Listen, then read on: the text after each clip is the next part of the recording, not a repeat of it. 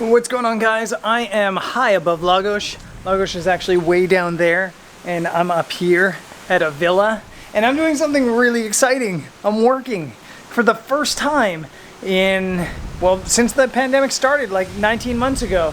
I'm working as a travel photographer, doing my proper career, and I'm so excited about it.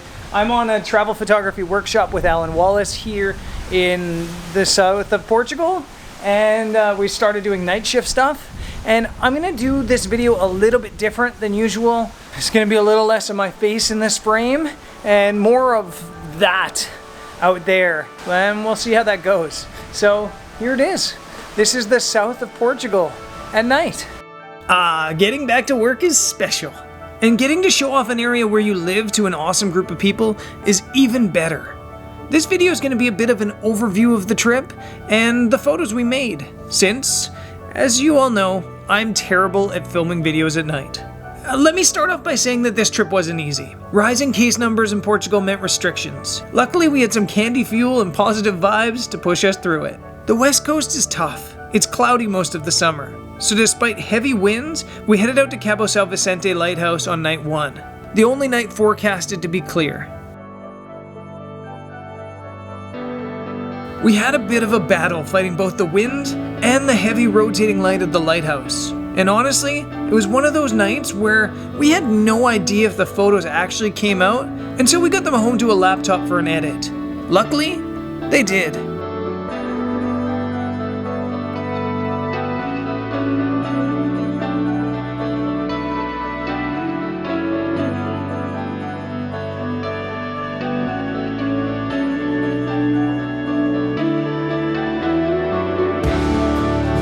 With a heat wave on the way and temperatures in Alentejo expected to hit 44 degrees, we snuck up to Mertola before the warmth.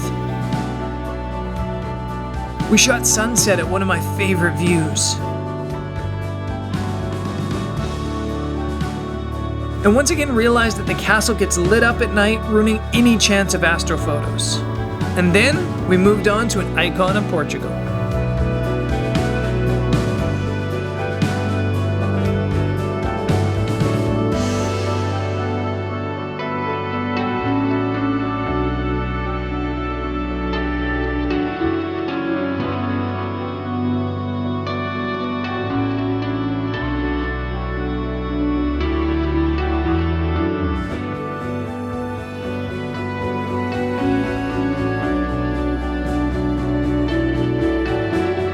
From Mertola, we headed east to an abandoned old mine.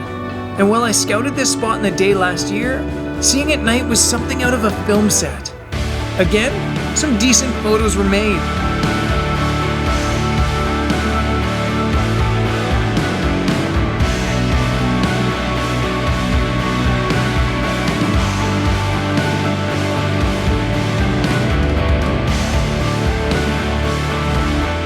And by the time we got back to Mertola for sunrise, I was starting to worry that I was pushing them a bit too hard.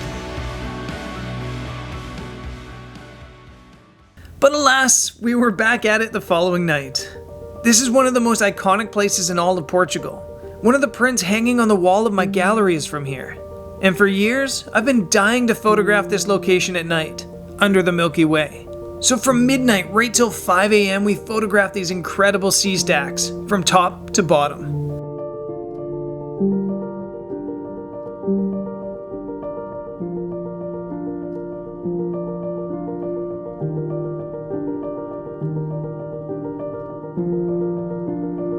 And though we struggled a little bit with light pollution, the images still came out incredibly.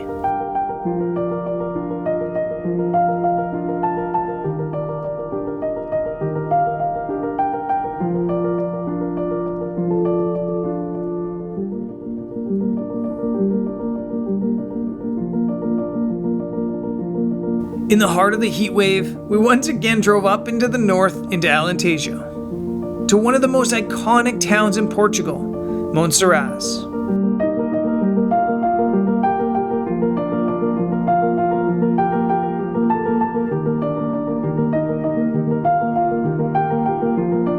Sorry for the tight frame on my face, but I'm too lazy to switch on the wider angle.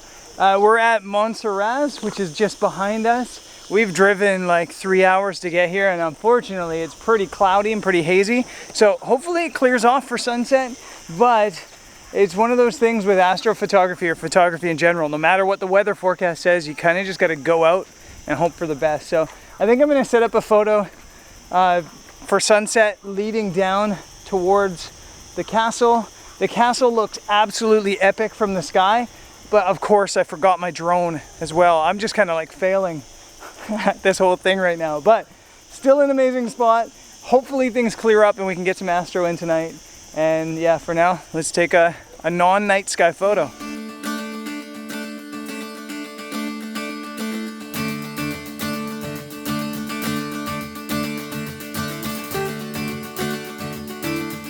Montserrat is one of the many places on the planet where I wish they would say, okay, it's 3 a.m., no one's awake, let's save some power, turn off all the lights, and let the astrophotographers have some fun. But with hazy skies and loads of light pollution, we were left to try 2 other nearby locations, a rock circle and a beautiful old church. I thought the church in particular looked so cinematic. It was special. I only wish we had clearer skies. Finally that night we headed to Campino, deep within the Alcava Dark Sky Reserve. Our luck didn't turn out much better the following night. We headed to a location that I was beyond excited about, a spot I scouted last year. But since scouting, they added a giant bright light, ruining any hopes for an astrophoto.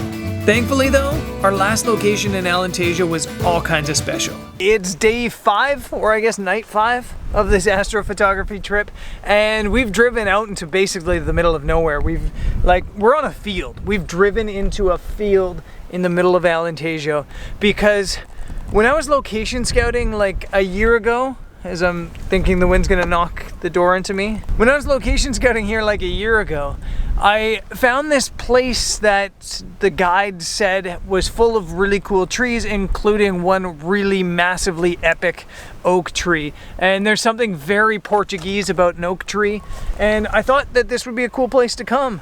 Astrophotography is so much about planning. You need to figure out your locations before you go, but not just, oh, that's a cool location, but, oh, that's a cool location that's facing south in the summertime. Or I can do star trails pointing north, or things like that. You really have to plan out your shots, because when you come in the dark, it looks like this.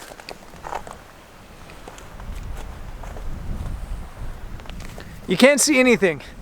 It's pitch black. And so if you don't GPS tag and you don't figure your stuff out before you go out, you're just gonna be wandering around in the dark like an idiot. And though we're probably still idiots for being up in the middle of the night for 5 nights in a row, we're not wandering around in the dark. Well, no, we are. We're just doing it on purpose with intent. Excited for the location though, I totally forgot to film any B-roll, but I did grab a couple absolute bangers.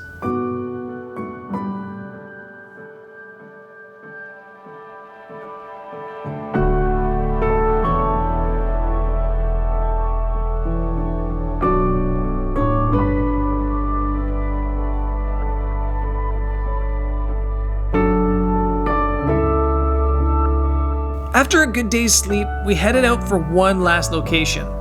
And at Albandera Beach, we weren't let down.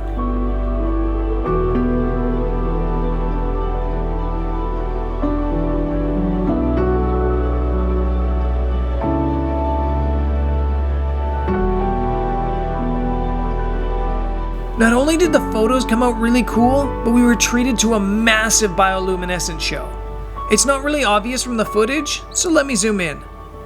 That's not light from town, that's not a submarine, that's not a lighthouse, that's a phenomenon. Whew, that trip was exhaustingly incredible. Yeah, I kind of maybe just forgot how much work workshops are.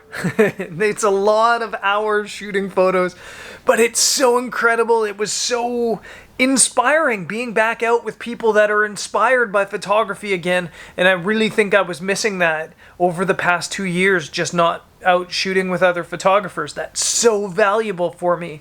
A massive thanks to Alan Wallace for joining me. I didn't film anything really of Alan. So I'm sorry about that if you were looking forward to that. But I am going to do a video really soon that's going to talk about what I learned shooting with Alan. I think that'll be really insightful, actually. Thanks for all the participants who came out on this trip.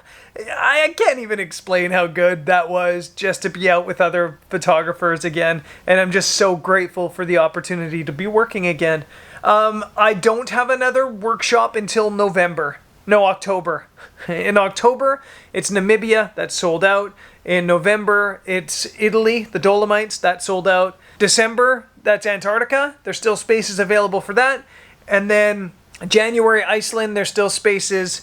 February, Japan with Joe Allen, there's still spaces. And then March in the Lofoten Islands with myself. And maybe Greg?